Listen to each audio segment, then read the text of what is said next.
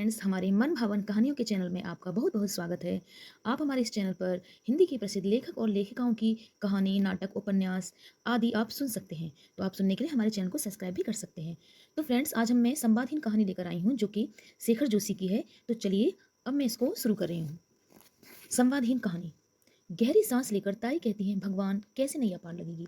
और बंद पिंजड़े में अपने पंखों को फड़फड़ाता उछल कूद मचाता मिट्ठू उत्तर देता है, राम राम कहो, सीताराम कहो।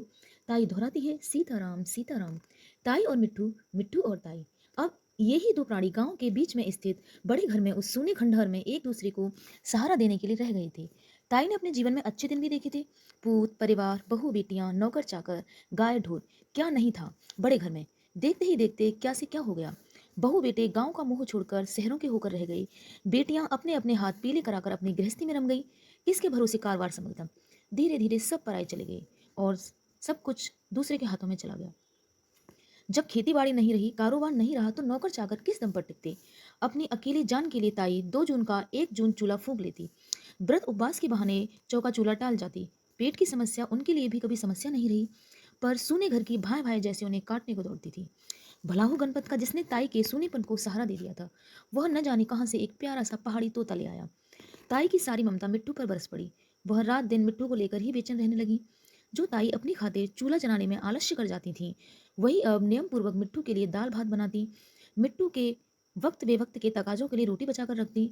अब ताई को इस बात की पूरी जानकारी रहने लगी थी कि किसके खेत में हरी मिर्चें तैयार हो गई हैं और किस पेड़ में फसल के आखिरी अमरूद बचे हैं।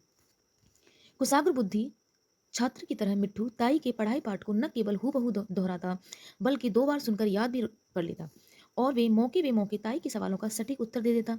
बड़े घर का सूनापन धीरे धीरे मिट्टू की बातचीत से अब रौनक में बदल गया। अड़ोस पड़ोस की बहू बेटियां बच्चों को गोदी में उठाकर मिट्टू से उनका मन बहलाने के लिए आ जुटती और घर गुलजार हो जाता। सुबह पौ पौ फटने लगती, पेड़ों में चिड़ियां चहचहाती, तो मिट्टू भी ताई को भोर की झपकी से जगाने के लिए अपना पाठ शुरू कर देता। हर हर गंगे, हर हर गंगे, सीताराम बोल, सीताराम बोल, मिट्ठू राम राम, मिट्टू राम राम।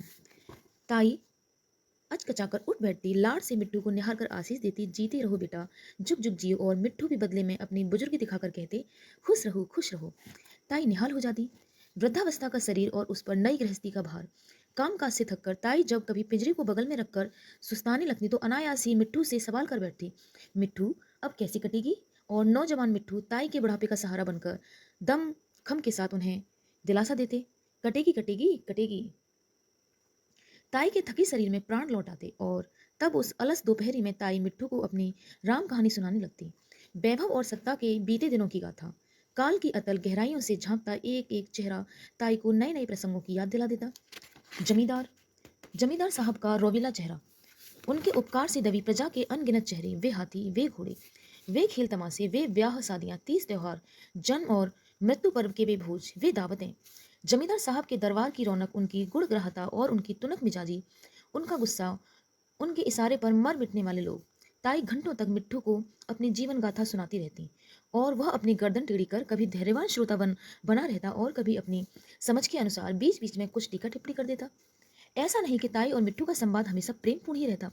कभी कभी ताई थकी मांदी लेटी होती और अपनी किसी जिद को मनवाने के लिए मिट्टू पिंजड़े में तूफान खड़ा कर देते।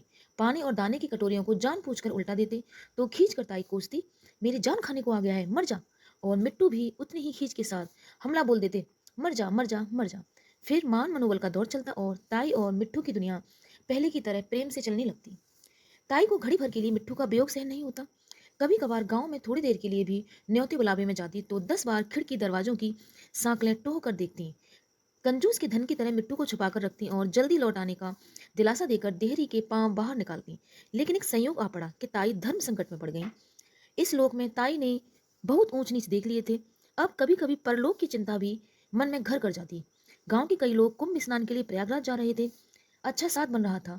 प्रयाग में कुंभ स्नान का लोभ जहां उन्हें अपनी ओर खींच रहा था, वहीं मिट्टू की चिंता अपनी ओर खींच रही थी।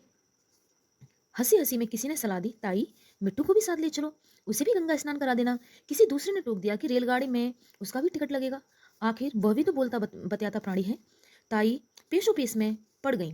टिकट का पैसा भी वह मिट्टू की खातिर खर्च कर देती, लेकिन मेले ठेले में भीड़ भाड़ में उनकी सुरक्षा के बारे में उन्हें पूरा भरोसा नहीं था। अंत में जगन मास्टर की घरवाली ने उनकी चिंता दूर कर दी। वह ताई के लौटने तक मिट्टू को अपने पास रखने के लिए सहमत हो गई। विदा के दिन ताई की आंसू की धार नहीं रुकती। बार बार वह मिट्टू को पुचकारती, जल्दी लौट आने का दिलासा देती। मिट्टू भी उनकी बातों में उत्तर हर हर गंगे देता।